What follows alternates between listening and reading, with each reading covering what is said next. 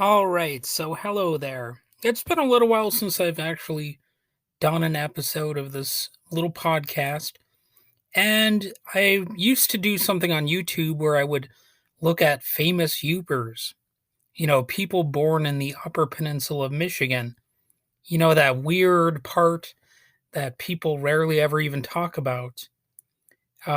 This time, we've actually got somebody who is not really world famous exactly, but who's very important in the history of computer technology and all that kind of nerdy stuff. So we're talking about Bob Bemer, or maybe it's pronounced Bemer, I'm not really sure.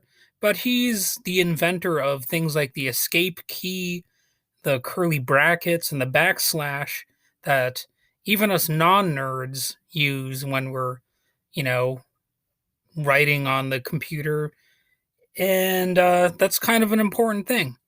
So, Bob Bemer was a computer programmer and computer industry pioneer who made significant contributions to the development of computer languages, character encoding systems, and software engineering.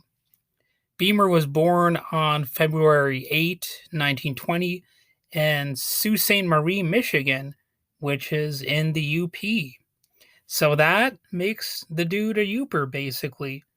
At least according to some people. All you really need to do is be born here. All right, so he counts. We're counting him. And he died on June 22nd, 2004, in Possum Kingdom Lake, Texas, USA, at the age of 84. And we're going to go over, some of his accomplishments and why he's actually a significant figure. One of Beamer's most notable contributions was his work on the ASCII, or the American Standard Code for Information Interchange, which is spelled out like ASCII in a lot of cases. And it was a character encoding system, well, still is, of course, which is still widely used today to represent text in computers and other electronic devices. So that's kind of important, right? Bet you didn't know a Yooper was involved in that. So Beamer was also involved in the development of early programming languages such as COBOL and Fortran. In addition to his work in computer programming, Beamer was an active member of several computer related organizations and was known for his efforts to preserve the history of computing. He was a founding member of the Association of Computing Machinery, or ACM, apparently.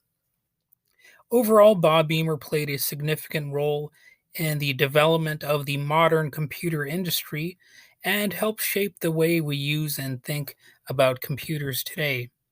And because of people like him, more and more people than ever before have become computer nerds. Back in like the 1950s, it was a relatively small, sort of elite class of people, you might say. You had these big computers that would take up an entire room. Well, it was because of certain people who, simplified how they can be used and all that kind of stuff that really helped it become the norm for ordinary people to have computers. And obviously, we all use, keyboards and stuff like that. A lot of us have to use computers on the job. Well, most people, in fact, it's safe to say by now. So he served on the committee which defined the ASCII, or ASCII, character code set in 1960, and he contributed several characters which were not formerly used by computers, including the escape key, the backslash, and curly brackets. As a result, he is sometimes known as the father of ASCII. So, he's an important dude, and we're actually at this very moment benefiting from something that a native born Yooper helped create. A lot of people, including a lot of Yoopers, don't even know about this guy. Bemer is the inventor of the words COBOL and codicil. He invented 6 ASCII characters and the concepts of registry and escape sequences in character codes. He also invented the term and defined the nature of the software factory, which I gotta admit, I'm not really that sure exactly what that means, but it's a little factoid that I looked up. Bemer is also important in the discovery of the Y2K problem, also known as the Millennium Bug. The Washington Post puts it rather dramatically in their tribute to him. They say, without the invention of the computer code ASCII, there would be no email, no World Wide Web, no laser printers, and no video games. Mr. Bemer, known as the father of ASCII, created the code in 1961 by assigning standard numeric values to letters, numbers, punctuation marks, and other characters. So, again, that's what the Washington Post said about him. Isn't it a little bit weird that we don't hear more about this guy when, he was kind of really important in shaping the modern world? He was a coder until he couldn't code anymore, which is what his stepson said about him. So he was definitely living the lifestyle. And he had a BA in mathematics at Albion College in 1940. He earned a certificate in aeronautical engineering. And, he began his career as an aerodynamics person at Douglas Aircraft Company in 1941, then worked for Rand Corporation in 1951, IBM, also Univac, apparently a company called Bowl, and General Electric and Honeywell.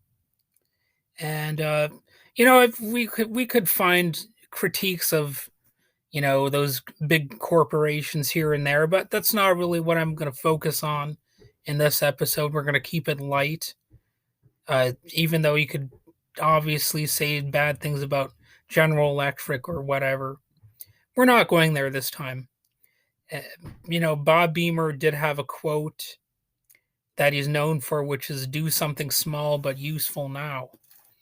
So, that's an interesting, famous Yooper who isn't quite that famous, really, because you never hear anybody talk about him, like on a regular basis.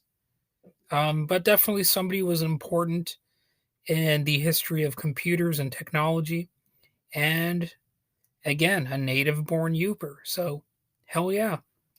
That's about all I got to say about it. And I'll probably do more episodes in this series. I used to do this on YouTube, even though I don't get many views over there. Never really have got that many views on YouTube, but this is sort of a labor of love anyway. It's not just to make the big bucks. If I really wanted to make money, I would have gave up by now. I would have said, okay, whatever, this isn't me. This isn't going to make me money. But we do these things as hobbies sometimes, and it's fun to look into some trivia about the world, and sometimes I'll look at people like this and say, oh, wow, I didn't know that. So anyway, hope you learned a thing or two, and maybe if you are a Yooper yourself and you're listening to this, you'll tell your Yooper buddies that, holy crap, this person actually was an important figure. So, all right, have a nice day.